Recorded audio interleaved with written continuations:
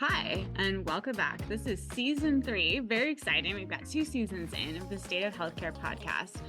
This season, we're actually delving into what I consider the conditions nobody talks about. So if you haven't heard a lot of we never really researched or studied the female body, yes, we are definitely delving into that. That is a hot topic. Women's healthcare has been pushed aside for far, far too long. But we're not just going to touch on that. We haven't forgotten about the men in the world either. But we're going to be hitting topics that people like to steer away from. And I'm excited to hear that there's actually a lot more going on in these areas. But knowledge is power. So again, like in everything that we talk about, you need to fight for your healthcare. Knowledge is power. So you're going to hear about conditions and maybe things that you might have had symptoms on and you've been afraid to ask about. So that's what we're going to be exploring. So welcome to season 3. Yes, we have not really studied the female body, but we're going to be hearing about a bunch of things. So come along with us on this journey. Hi, and welcome back. We are on episode 3 of season 3. So again, we've been talking a lot of pelvic floor and we've been hitting a lot of women's health issues, but we don't want men to feel ignored or not realized because again, please don't take this personal. Men are terrible about going to doctors or getting things done. So they say a lot of these autoimmune conditions or these different things that women get diagnosed with them more just because they actually go and try to pursue it. But that's a whole long story of women's health. So I'm here today with Ben, who is going to tell us his story. I'll do my best. Okay. And I'll keep it as clean as I can. It's okay. They already get explicit because of me. So. All right. So what happened? All right. So for starters, I've been suffering on and off with pelvic floor dysfunction for a little over 4 years. Mm-hmm. Never knew anything about it. May 13th, 2020. I took an Epsom salt bath just to relax, like they tell you to do. Never had one before. Okay. Felt relaxed, no issues. When I got up to rinse off, well, let's just say my penis and testicles felt like they were on fire. Okay. Honestly, I'll be graphic on it. Like somebody hit me with a razor blade and threw salt on it. Oh, that's terrible. It was the worst pain I could imagine. Immediately didn't know what was wrong. Like any man would do, they would freak out. Yes. Important areas are on fire. Nothing made sense. I was freaking out. Went to look for my wife, who was outside. So I went out as I was and in my birthday suit, screaming for help for her to come see what was wrong. So despite looking at things with a flashlight, there were no markings of any kind.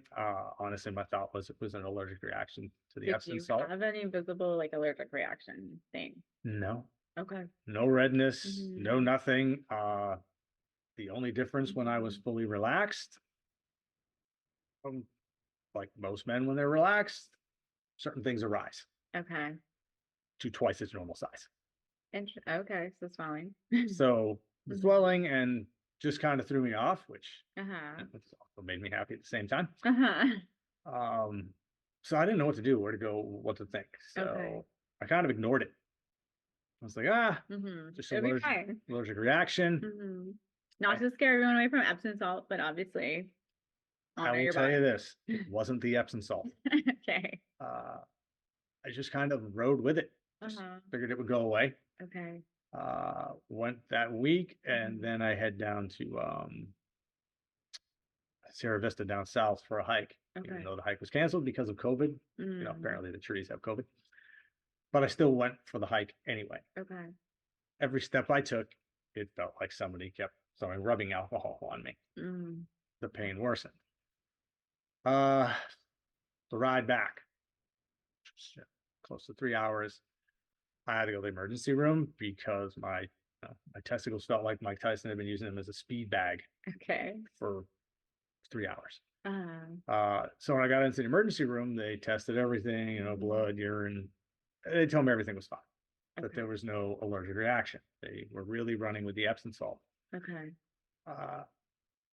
At this point, it was, we're about 10 days in, and I couldn't sit in any comfortable position. Okay. At all. The fetal position, just minus the thumb in my mouth, was it. Okay. It's funny, I was a couple years sober at the time, and I don't know how I stayed sober. Right. I went to dermatology. Because it's an allergic reaction, right? Which we thought was an allergic reaction. Their response was to laugh. Really? In my face. Oh, that's terrible. And then took a biopsy of my private area, which if there's any men that watch this, don't do that. But nothing. They gave me creams and lotions and nothing helped. I didn't know what to do. Panic was starting to well up in me daily because I was losing my ability to do exercise because every step I took was the most excruciating pain I could imagine. I work with the body and kinesiology. I understand how it works, but I didn't understand this. Nothing made sense. The only thing that I did different was take a bath. Right. So I talked to the nurse I work with. She's like, well, maybe you should go see a urologist, which again, for any guy out there, if you have any issues in your private area past 40, you're going to urology. They're not going to find much. He thought I was crazy. Did a quick exam. I told him, like, every time you touch me, and it could just be very gentle. It was as if it was just being a match was being constantly thrown on it. I researched. I didn't know what it was. I called poison control. Told them about Epsom salt, And of course, they came up with worse stuff where, basically you could get something where things would fall off, which scared me even more. So for those of you watching or listening, I was scared as shit. Every minute, every day, I didn't like working because I had to tell everybody about this. 90% of the West Valley of Phoenix has heard this story or seen me downstairs. When I got done with the first of many urologists, one of his receptionists had mentioned, what about a nerve issue? Which I'm like, I didn't think about that because it didn't feel like nerve pain. So I went to work and I did research. That's where I found out about cyclist syndrome or pudendal neuralgia. You call it, it's cyclist syndrome, right? Cyclist syndrome, even though I don't ride bikes, but pudendal nerve basically attaches to everything in your pelvis, including dorsal nerve, which leads to skin sensitivity in your private area. So I started going on that route. It started to make sense a little bit more. I could have sat in the tub wrong. And then I recalled in April hiking and having a slip and fall where I did a full split. Oh, okay. Which could have aggravated things. I didn't know. But I couldn't find anything that made pain go. They wanted pain pills. I won't take them. As a recovering alcoholic, I don't like anything. So the more my mind wrapped around this, the more the pain come back. It's also like totally random that it's like the receptionist that mentions it, not even the doctor. Not a doctor, not the nurse. The only other thing that rung out to me about that place was the smell of the hand sanitizer, since everybody had it because it was during COVID. It smelled like straight tequila. Probably was, actually. So I had to go back to him a second time and nothing good came out. I really didn't know what to do, but when I started reading more about the pudendal nerve, I came across pelvic floor dysfunction. Found a physical therapist that treated it, kind of. Very nice place, but they treated more just the underneath, your perineum area. And as exhilarating as it was to have a woman all decked out and pretty looking underneath, it wasn't helping. Fear, panic, wanting to swallow a bullet would have been a better option for me.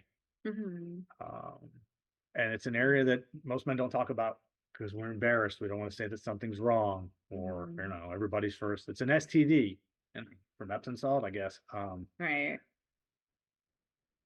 The laundry list of places I went. I've seen that urologist. I saw another urologist who told me that my testicles hung too low, and that is why my private area hurt. What was his solution to that? I had to wear jockstrap.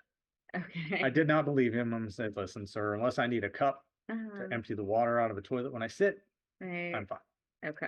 that wasn't the answer. He then suggested a cystoscopy. For those of you who don't know what it is, they just stick a tube right through your urethra. Yes. And take a picture. Catheter style, right? Yes. Again, fellas, don't do this without some sort of medication. It was horrible. It was if they were flossing in one and out the other. They try to tell you to relax. I don't know how any human can relax in that situation. Okay. They didn't find anything wrong. All it did was exasperate my symptoms. Okay. I didn't really know where to go. The only thing, I broke down in panic attacks daily from the pain. Right. Nobody wanted to believe me that it was the pudendal nerve. Okay. What do I know? I found I was able to sell my story enough to get into the Mayo Clinic. Okay. This is the be all end all from what we're told. Yes. In this area. They went through a bunch of muscle testing, we found my SI joint didn't work right. A few other things. Got in to see another urologist who did the prostate exam. Okay. His hands were the size of King Kong's. And I felt like his own personal sock puppet. Told me I had pelvic floor dysfunction. Okay. You're like, I've been trying to work on that. And I explained to him I was working on that and asked him to remove his hand now that we figured this out. And when I'd asked him what made him come to that conclusion, he goes, well, you just can't relax in there. It's like, well, your hand was up there. Right. So even though I bought what he said, I didn't. They did injections, but they did them in my spine. It had nothing to do with like feeling it down there, helping with the nerve problems or helping with. And I've done injections in the past for other things. But it didn't do much for me. Okay. I mean, it made me feel stoned. That was nice. Okay. So, but they sent me to their pelvic floor therapist. I've been to one before, but they've never worked with a male. Bless you.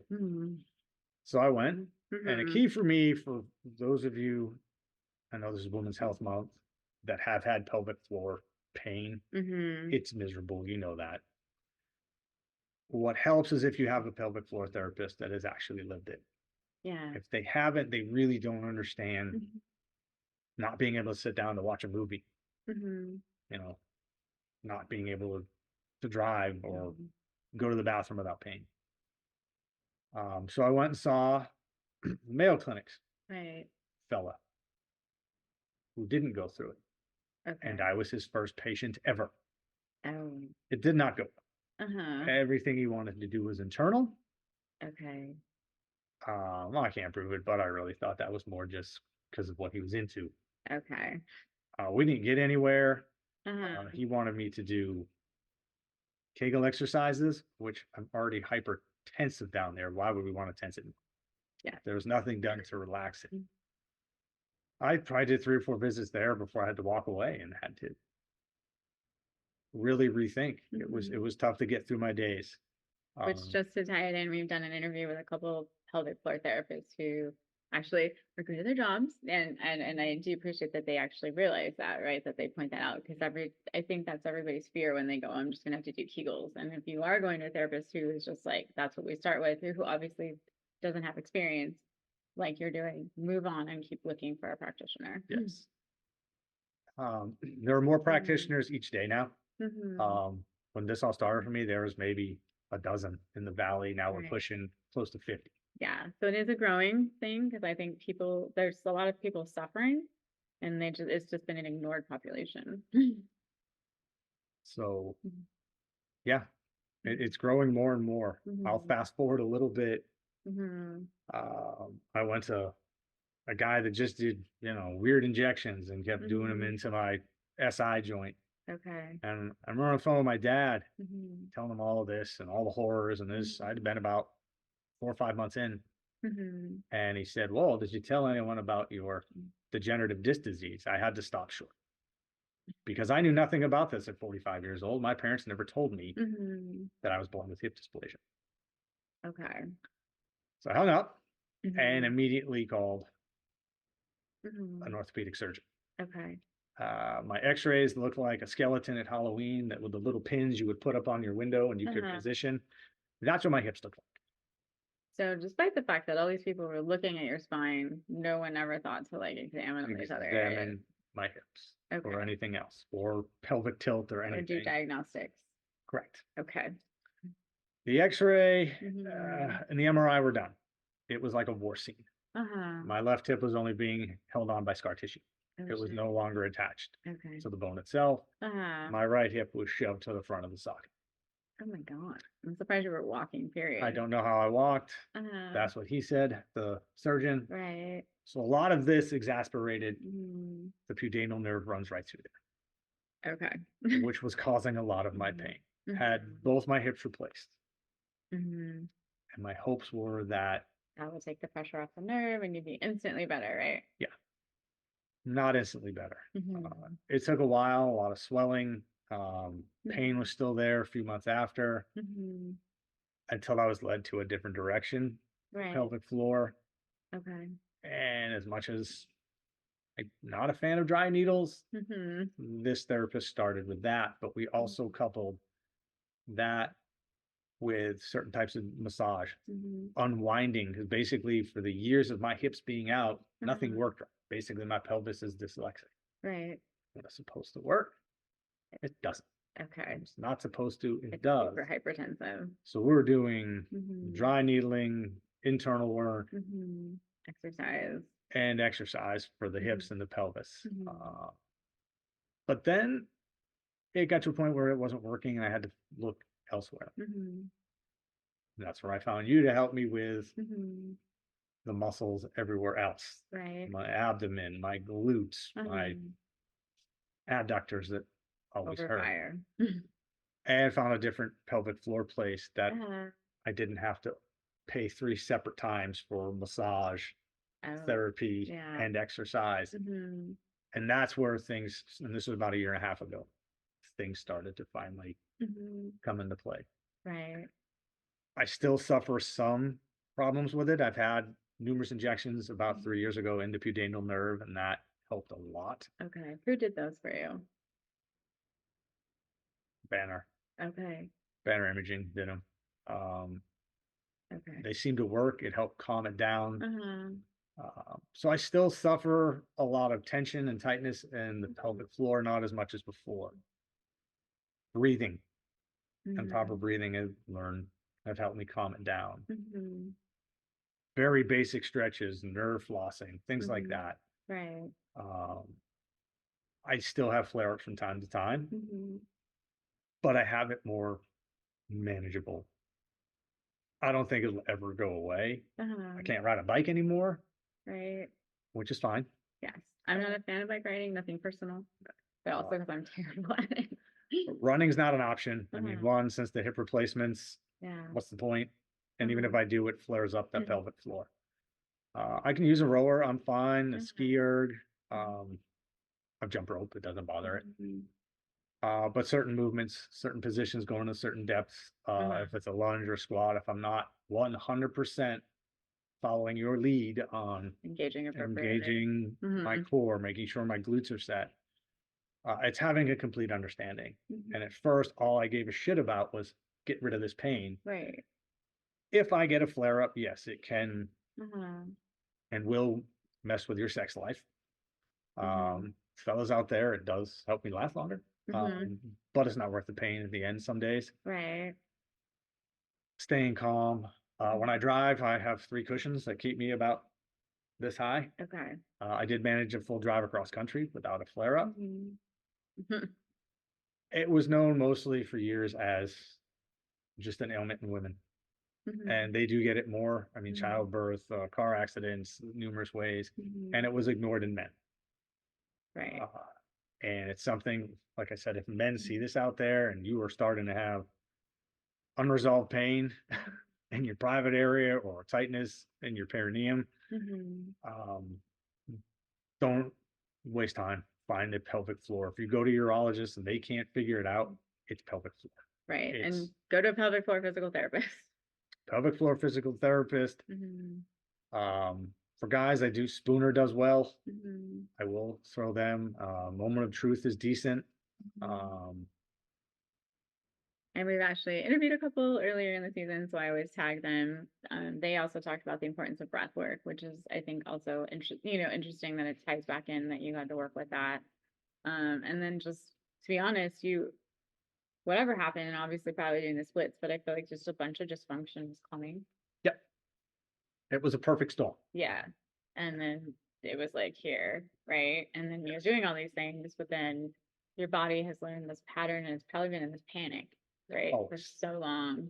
Fight or flight, and it's always in fight. Yeah. So that's why we started working on let's re-educate how you do these things. So I don't do pelvic floor personally, but that we kind of work in conjunction. It's a perfect combo. The combination between working with Tracy here and the last couple of pelvic floor specialists have saved me from just sitting on my backside drinking Red Bulls to being able to actually move again. And then there are certain things I know I shouldn't try again, and I won't. Like go ruck challenges are done. I'm retired from those. CrossFit I'm retired from. But I'm able to effectively do some exercises without fear. Right. I'm still smart about how I do them for the most part. But it's just something I have to be aware of forever. Just, okay, are my muscles set? Is my core set? Is my glute set? Am I moving properly? Right. And if not, what's off? So for now, when I spend years of just training rigorously, it's 20 to 30 minutes of warm up and breath work, probably 15 to 20 minutes of actual training, and then 30 minutes after is the PT work that I have to do. Right. And my body right now is functioning better than it has in almost half a decade. Okay. That's kind of my story. I mean, I will promote it. There is a book coming out. Shout at the Devil and Curse of the Lord, The Follies of Living in Chronic Pain. I went through a lot of doctors that just pointed me in the wrong direction, or I was just told without tests that I had STDs. I was given, which I never had. The tests were all negative when I had them, but I was given antibiotics 6 different times for something I didn't have. So the book will describe all of the things I went through, because some of it is just as unbelievable as a person could imagine. Right. No matter what you have, for those of you watching, don't give up. Find someone you trust. If you need an advocate to help you, do it. Not every doctor knows what they're doing. Most of them do. Emergency rooms are to make sure you're not going to drop dead on their watch. Just go there knowing that. I went twice, and I was more of a guinea pig and a pincushion, or we call it treat in the street, but it's tough. Pelvic floor dysfunction is no joke. Pudendal neuralgia. There are some people that have had it forever. It is a high suicide rate if you can't get it fixed. Oh gosh, okay. But those are people in years ago. There are more options out there. Don't give up on it ever. There's always somebody that can figure out a way to help. Yeah. So I tie it back into fight for your healthcare, because you obviously went through numerous people. And again, we always talk about everyone operates out of their toolbox, right? So if people don't know, like, most doctors are like a pill or an injection or a surgery, right? Or if they don't know, then it's kind of one of those things, right? So unfortunately, you have to keep fighting, and you have to keep looking, because it's your healthcare. And I think, unfortunately, also an area that can be embarrassing. I know that's why I think, again, for this, men probably suffer this dysfunction and don't say anything. I mean, women definitely, again, I get to plug for women because, whatever, but women definitely have had to put up with a bunch of crap, and I feel like they're always not believed or whatever. But I think men just don't even say anything. No, funny enough, met somebody a year or so ago who was trying to sell me stand-up bikes and a stand-up elliptical for outside, which was cool. Right. And I had to ask him what got him into and small world. He said, I suffer from something. I'm like, cyclist. I was like, pelvic floor dysfunction, pudendal neuralgia. I just knew it. Why else would you ride a stand-up bike unless there's an issue? Right. And his was dietary. Oh, that's interesting. Mine is more muscle dysfunction than anything. His was dietary, but took him 4 years. I'm just curious on that. Like, what of his diet got the nerve? I don't know. I'm sure there's more to it if that's what they wanted him to believe. And it helped cut his pain, you remember, whatever's going to help. Whatever's going to get that. Well, and you even talked about the mental component of it, right? It's just wearing you down. You almost become a different person. Yes. The mental part, I didn't recognize myself in the mirror. I've never been a real heavy person the last 20 years, but I was wasting away. I wouldn't eat. I don't know how I slept, but I did. My kids saved me. Right. Even though I couldn't do much, they would still play card games. Anything to keep me and my mind off of the pain. Okay. I mean, I had one doctor tell me I had something wrong with my spine that I need to get seen right away or I'd be paralyzed. Okay. So yeah, he was wrong. 100% wrong. I saw the, neurospine surgeon who went through my MRIs. He's like, yeah, that's not it. Your spine is fine for somebody your age. But it's also interesting that nobody thought about like your hips at that point. So no one. I never complained, and it's funny. Before my dad told me about my hips, I was still trying to walk a little bit. It was slow, it was uncomfortable, but I had to move. And I noticed I had a hitch in my giddy up. I felt like I'd been riding a horse across the desert for 4 days, and it didn't make sense. Right. I'm like, all right, maybe it's just my gait because of the pain I'm in. And like I said, when my dad told me, I'm like, you've known about this for months. Right. I should have known about it for years, because if had I known this as a kid, right, maybe we could have stayed on prevention. I probably would have never done go ruck challenges with 100 pounds on my back and 50 miles of walking. Right. I don't know how my hips lasted as long as they did. I mean, to know that they were just hanging on by scar tissue is. So it's impressive that you made it through all these things. So maybe setting you up for your trifecta. And I know that it'll take. I just have to be wary of what I do from here on out, or more, definitely more conscious. Okay. Well, and I'm always anti-patients doing Google, right? I'm always like, what did you diagnose yourself with? But at the same time, if you hadn't researched at this point, but that doesn't mean patients can't come to me with things they see. Right. But I'm like, what'd you find? And I get teased back in the same regard. But it just makes me sad when I hear someone's story of all the things that they had to go through. It's tough. I mean, Tracy's not wrong. Stay off of WebMD. First thing's always going to be cancer. Right. Cancer and then death. But if you have an idea, it's okay to research it. I'll pat myself. I do have a degree in kinesiology. I've worked in healthcare for 20 years, so I do have some idea. And I'm also glad a receptionist made a casual comment to you. Yeah. Which is like also, it's also probably wondering for her if she keeps seeing things that weren't getting fixed and she keeps trying to throw nuggets to people as they leave. And that makes me kind of, I don't know, I have a whole story built in my head now, but. Yeah. If it helps, if it gets a spark in you, like, oh shit. Right. We're going in the wrong direction. Yeah. If your gut tells you your doctor's wrong, it's okay to question them. Right. I mean, they might get butthurt, but it's your body, it's your health. And when it breaks down to it, right, you know what's best for your body. There's people out here like Tracy that are going to help us immensely.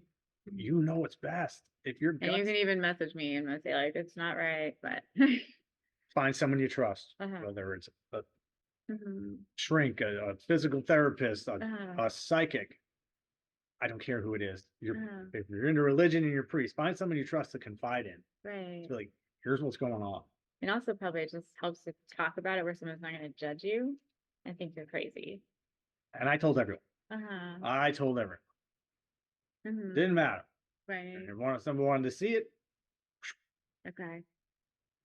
I'm not suggesting that, gang, but I appreciate being invited on for this. I know it's women's health, but pelvic floor dysfunction is a real thing that is becoming more relevant. Right. And finding help for it. Somebody out there and hears this and needs help and needs another voice or set of ears, I am available. I understand it. I've helped a couple other women I've met who find resources. And that's the most important part, is just finding that stuff. It's interesting. A patient just told me a story about a guy who did a documentary on fibromyalgia. And in the process of it, he was going through and he got tested. It turns out he had fibromyalgia. And again, that's its own story of the diagnosis. But because in his mind, men don't go to the doctor, they don't do these things, and they don't, he was like, oh, I just thought I had these symptoms, you know, and it never occurred. So it's also just interesting that like, so we're giving men the kudos, but also pelvic floor affects both. You know, there is a higher percentage of women going in because there's a lot of things for women happening. And I'm glad that this is a growing field. I'm happy people are out there for it. But I think also, yeah, a message. I'm looking forward to your book. One of the horror stories I heard when I was with one of my therapists from pelvic floor was kind enough to share what she went through and her pain and what her doctor mentioned for her to do. So with a woman, the pain was, you know, during intercourse. Right. Doctor told her to just have a glass of wine beforehand. She could relax. So she could relax and enjoy it. That's not the answer. Right. Not remotely. And that's when you need a new doctor. 100%. But also, as terrible as it sounds for that therapist, it also probably makes her much more understanding. So it is probably good to find someone who's been through it, but also has, I feel like the therapists now are definitely not just the kind that are giving you Kegels. No, they understand that. I mean, it's most of it for men, it's you're already tense. If we're doing stuff, other things to tense it up, right, it's not going to make it any better. And that's what I have. And it shoots down my adductors to my knees. It's learning to breathe, to relax. I'm not saying meditate, right, but a visual to breathe. Like mine is, as stupid as it sounds, is I'm focusing on a rose blooming as I focus my breath in my pelvic area, and it helps relax if I'm tensed out, if I'm in a flare up. But yeah, it's been a very long road. It's been a long road. I have good days, I have bad days, more good than bad. And it's just knowing if I'm having a bad day, what relaxes it, what calms me down. And usually that's figuring out my flare-ups. What did I do wrong? Taking a step back. I mean, you could do that with any injury. Yeah, sure. And then usually I just breathe and binge watch Supernatural. So that's not bad. that's the brief part of my story. I appreciate it. Do you have any questions?